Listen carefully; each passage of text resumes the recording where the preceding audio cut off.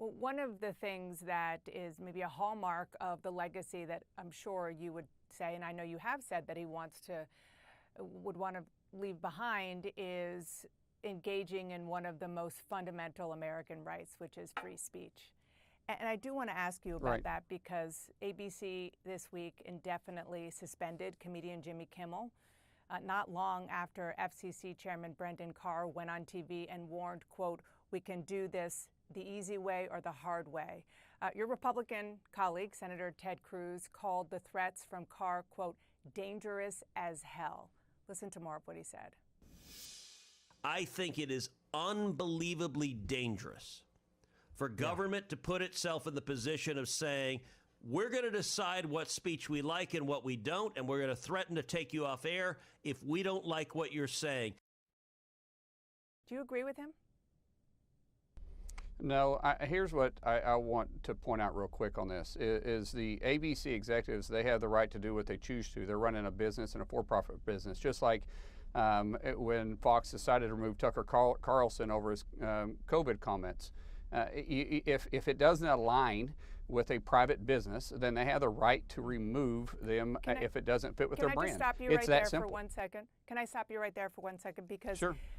The difference between this and Fox and a lot of other instances where private companies make a decision on who is employed by them, and if they don't like what they say or what they do, they fire them. Fine.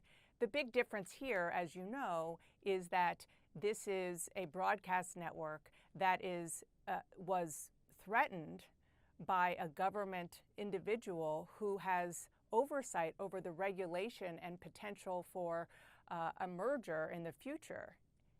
And so this is also a network that has not been friendly to this administration whatsoever, and so I don't think a threat would make any difference whatsoever. They made a decision because Jimmy Kimmel said something that was extremely insensitive and a flat-out lie about the President of the United States, and there was no excuse for it. There is no excuse for making a joke. I don't care if you're a comedian or who you are, to making a joke about an assassination.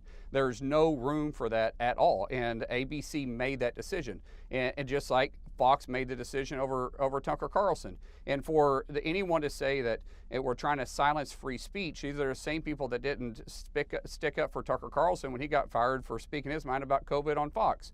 So this isn't a two-way street at this point. This is the left that's being extremely hypocritical of themselves, and the hypocrisy is bad. And Dana, let me point out something too, and he may or may not get to this question, but I want to point out the hypocrisy on the left again over just what happened yesterday, or Friday in the House of Representatives when you had Melissa Hartman, the state representative that was assassinated.